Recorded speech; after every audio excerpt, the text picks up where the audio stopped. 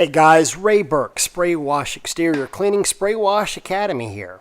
Today we are going to disassemble a Gould's booster pump, clean it up, and replace a few of the diffuser plates on there.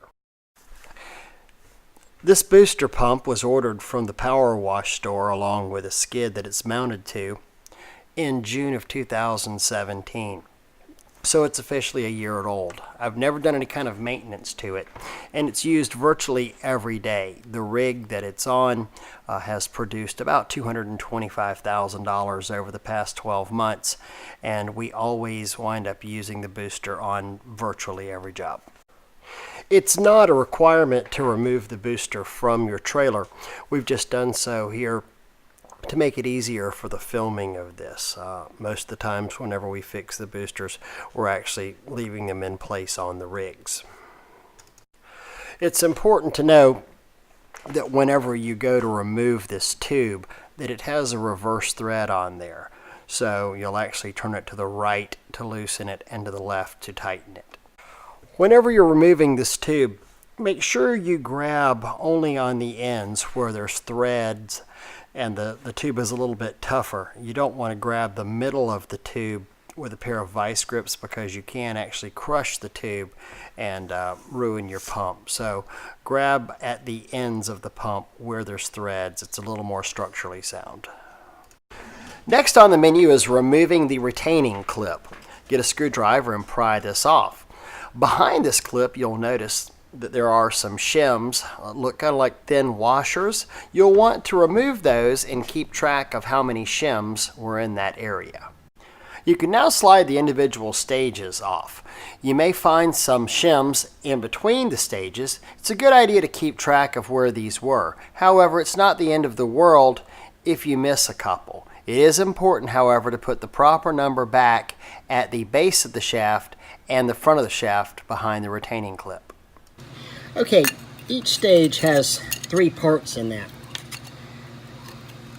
You have your diffuser plate, you have the impeller, and then you have the stainless steel bowl. And here's one of the spacers out of there. As you can see, all of this gets covered in a scale, a hard water, calcium and sodium scale, because this is spinning 3,000 plus RPMs per minute, and it's actually causing some sodium dropout out of the water. Everything's very rough. You can see it. This booster was being used yesterday, so everything's still nice and wet. If I let this dry out for a while, this would become extremely hard. You can see the coating that's on here. The outsides of all of these are rough. They should be smooth. So we're going to dip this in a little muriatic acid bath, and that'll help eat away all of these mineral deposits on here, and we can see what we're working with real well. We've made a mixture of 15% muriatic acid and 85% water. We're going to drop these individual stages in here and let this muriatic acid mixture eat the deposits off of these stages. When working with acid, always use your proper PPE, glasses and gloves, and proper attire is critical during this stage. You'll want to soak those stages for about 15 minutes. Now is also a good time to take a muriatic acid soaked rag and wipe down your shaft of this motor real well. That'll help get off any deposits that have built up in this area as well. We'll just wrap the rag around that shaft and then come back in and rub off the deposits to help remove them on there. This should only take 4 or 5 minutes itself. By doing this stage, it will make it much easier to reinstall the individual stages back onto this shaft. All right, we can see how nice all of these guys cleaned up in here. Some of them I gave a little bath to again. Doing a final inspection before I start reassembling, and I got a little piece of it's like blue plastic. This looks like a barrel, a cutout from a chemical barrel or something right there that was lodged in one of the impellers.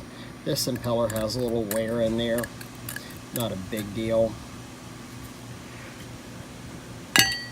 you know, these just look fantastic. I want to wipe them off, make them as clean as possible, but big difference than what we started with after that 10%, 15% muriatic bath.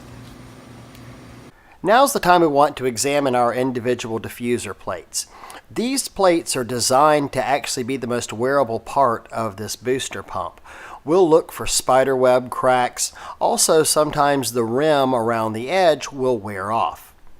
These are easily replaceable. They only cost $5 or $6 a piece. These parts are designed to wear out, and by replacing them, we gain a lot of longevity on our pump.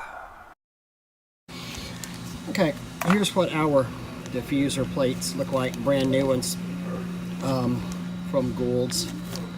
Got a model number on there.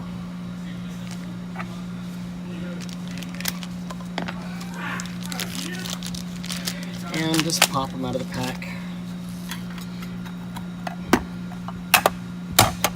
And reassembling the stages. So we're now going to reassemble our booster pump.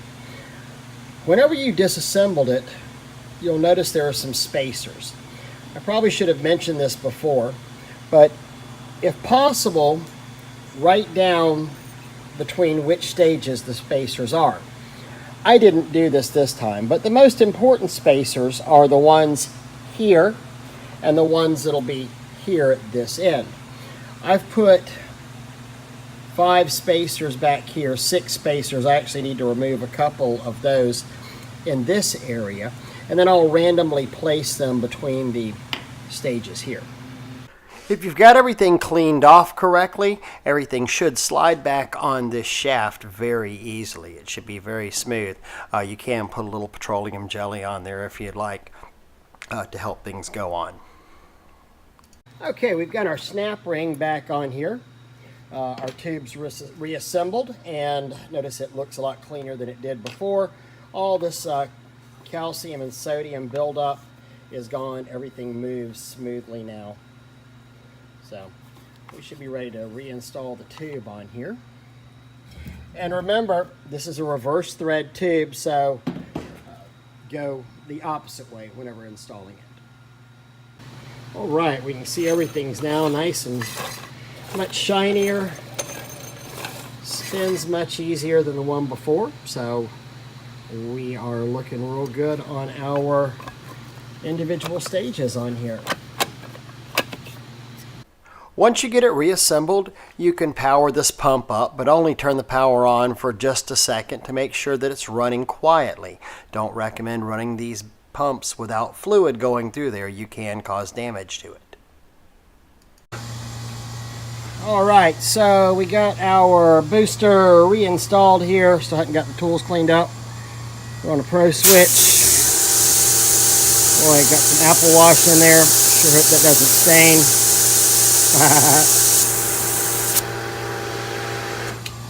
Pro switch works.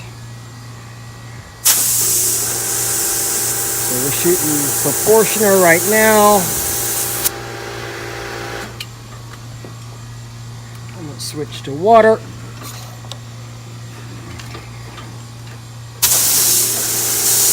And we'll flush this out of the line.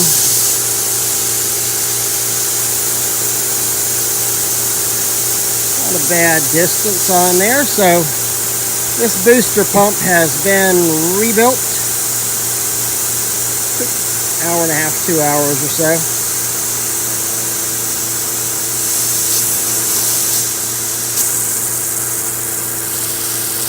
Flood this out of the line to go ahead and clear it.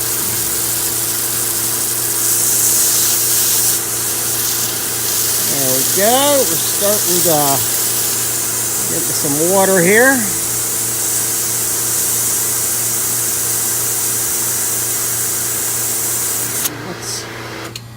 Pro switch is working on both the proportioner and on intake. 1, 2, 3, 4, 5, 6, 7, 8, 9, 10, 11, 12, 13, only 14 vertical paces, just about 42 feet on the 3/4 horsepower booster that we have rebuilt. Hey guys, thanks for watching this. If y'all have any questions, feel free to drop me an email.